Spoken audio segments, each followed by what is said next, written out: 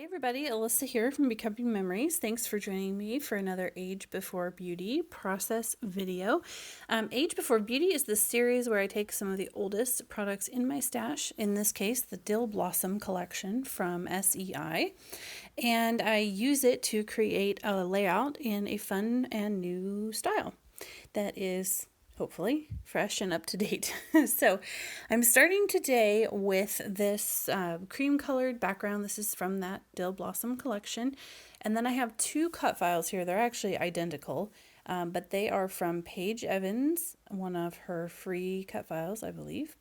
And it is kind of retro frames that are connected by a line there. And so since I don't have a silhouette cameo, I used my silhouette portrait to cut two of those as big as I could with the limitations of that, which I believe is like an 8.5-inch cut, something like that. And now I'm just using one hole and then I'm cutting the other one apart to kind of create more of the look of a 12 by 12 cut file rather than the smaller ones, because that's all I have. So there we go. I found an arrangement I liked, and now by the beauty of television, magic of editing, it is all backed and ready to use. So I'm now going to start matting my photo. So I'm starting with this blue paper from the SEI collection. This is one of the ones that I used to back the cut file there. And I think, if I remember correctly, pretty much used the papers that I used for backing the cut file for the rest of the layout. All of these are double-sided papers. So here I am picking color of Distress Oxide. I want to do just a little bit of mixed media on the background because you know me, I like a little mixed media on my background. And I don't like to get too messy with it, honestly. I don't like super wet, warped, soggy papers. It just bothers me more than it does some scrapbookers. And so for that reason, I love the Distress Oxides because they're so versatile. There's so much I can do with them. And they're showing you that the colors here are Broken China and Vintage Photo. And then I'm just applying to the background with my sponge dauber. And I'm trying to kind of start where I know the photo will be, because I feel like the first time that you dab it on the ink pad and then you transfer it to your cardstock and you start spreading, there's always a circle there. And I haven't quite figured out how to avoid that. So what I do is I start like underneath where I know my photo will be, and that way if there are the harsher lines from the dauber, they are kind of hidden underneath my photo. So here I start adding the Vintage Photo and I'm like, yeah, no, I don't like that. So I just stopped because it's on there and I didn't really think that it was worth covering up, but I definitely decided I did not want to add any more of it. So I didn't. So the photo here is of my son when he was probably about 2. And my mom, of course, his grandma sent him a Curious George stuffed toy. And at the time, he was super into Curious George and was over the moon excited. You can't totally see it in his expression there, but he was bouncing around so much it was really hard to get a photo. And this was right before my daughter was born. And so it was just a little extra special that he had some special love. So I've paused the camera and done a bunch of fussy cutting here from those 2 sheets that you see there on the left and the right. And now I am just trying to figure out what I have cut out and where it's going to go. I'm looking at these wood grain thickers for a title. And I decided to go with these very, very old Jillibean Soup burlap textured letters. But first I am going to adhere down my cut file. So I'm just using Scotch Quick Dry adhesive in a fine line bottle that I got on Amazon. And I'll try to remember to link that for you in the comments. Or I'm sorry, in the description down below. So here we go. I've had these letters for a very long time. They are really not sticky anymore, as with most chipboard letters, but they are chipboard. So they're pretty easy to glue down with that fine liner bottle. And actually, to be honest with you, sometimes I like the fact that they're not super sticky because then I can move them later without much consequence. So I'm using the title New Friend, and to be honest with you, I chose that a lot, primarily because it fit in with that cut file exactly the way that I wanted it to fit. So sometimes, you don't have to be the most creative with every title, I don't think. Sometimes you just go with what works. Since I've glued that cut file down, I just cut out a part of that fussy cut piece so that it would fit behind there. And here I go again, just playing with some of my fussy cutting. I'm going to do some more fussy cutting, which I'm going to edit out for you here very shortly. And, layouts like this, I feel like it's all about the colors. The modernizing is all about the colors, and it's all about the techniques.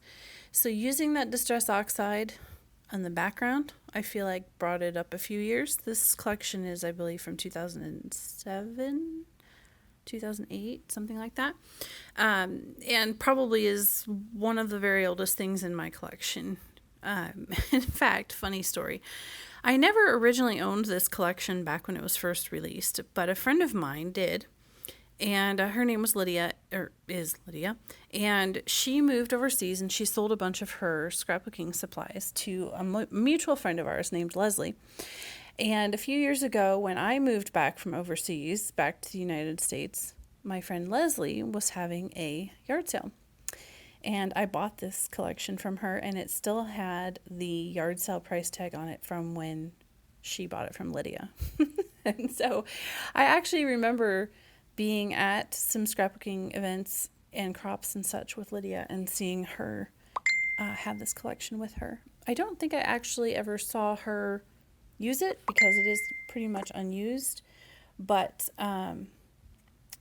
yeah, that was kind of fun. Kind of a little walk down memory lane. So I bought the entire collection for about $3 from Leslie, and now I'm using it because Age Before Beauty.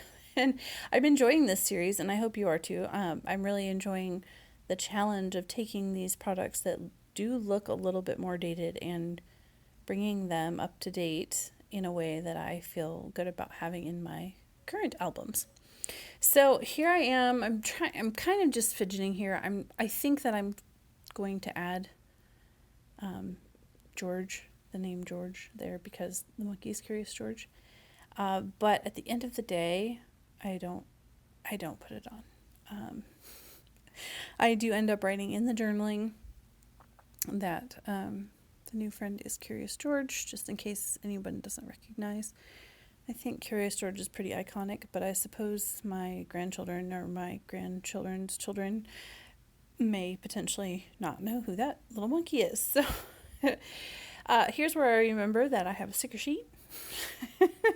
I don't know if any of you do that. I have a tendency to focus so much on the papers that sometimes I get 3/4 of the way through the project. I mean, I'm not even joking. Before I remember that I have other embellishments besides just the paper and the fussy cutting. But that's how I roll. So, so I've decided for sure this is where my title is going to go. So I'm gluing it down with that fine liner bottle. And at this point, honestly, I'm about 90% done, but I don't feel 90% done.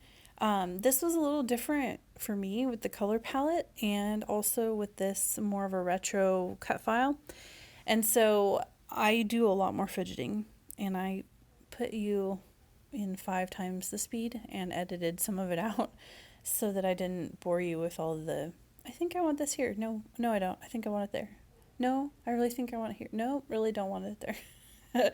Because that's literally what was going on in my mind. In fact, I took about 2 hours of video, I believe, and brought it down to 15 minutes for you all. So these little die cuts are from October Afternoon from the Daily Flash collection. They're in that copycat kit that I'm currently using, copycat kit number 2. And some of the colors seemed to work, and they were sitting there on my desk, so I pulled them out. Here I am going through my collection of enamel dots to see what might work. I'm actually looking for something in that green, mustardy, green, yellow-ish color, and I don't think I end up finding anything. So I end up doing something shocking for me. I use sequins. Guys, I've never used sequins on a layout before, but something about the retro vibe of this, it just seemed to work, and that's what I go with here in just a minute. I'm trying here to place some journaling space, and I'm not loving it. I told you this layout was all about the fidgeting. Normally when I create, if you followed my channel very long, you'll notice that I tend to cluster everything around the photo. And so the majority of my page design is surrounding the photo. And in this case, I love this cut file because it really pushed me out of my comfort zone, and I couldn't just surround my photo with all of my embellishments. I had to really spread out and embellish the page. And it was fun, and I really love how it turned out. Here I am now with some pop dots. I'm just taking some of those fussy cut pieces and popping up parts of them or all of them so that I have a little texture and dimension. And here I go with the sequins. I cleared out a little container in that, a little section in that container that I got from the Dollar Tree, and dumped the sequins in because there are several different varieties in there, and not every shade of blue in that packet worked, I felt like, so I wanted to be able to pick and choose a little more easily. And then these sequins, they're actually an olive green. They look kind of dark here on the screen, but they're an olive green, and they are from Jillibean Soup, and they came in my warehouse box that I got last year. Little side note there, the Jillibean Soup warehouse box is awesome. It's totally worth the money, and the shipping is quite reasonable, so I highly recommend that. So here I am. But if you want the Jillibean Soup box, you got to order like the first day. I had planned to order a second one this past year, and they were sold out by like noon on the day that the sale started. So that was a little bit of a bummer, but I am definitely enjoying the stuff that I got. So one last little detail here, I decided that it was just a little plain, and I've been drawing borders on a lot of my layouts lately, and I decided not to do that on this layout. And so instead I just trimmed a little bit off of the top and the bottom, and I have about a 1/4 inch brown border on either side of the layout, top and bottom. So here are a couple of close-ups. That is the finished layout. I hope that you enjoyed this series. I hope you'll like and subscribe, and I look forward to seeing you in another video. Thank you so much.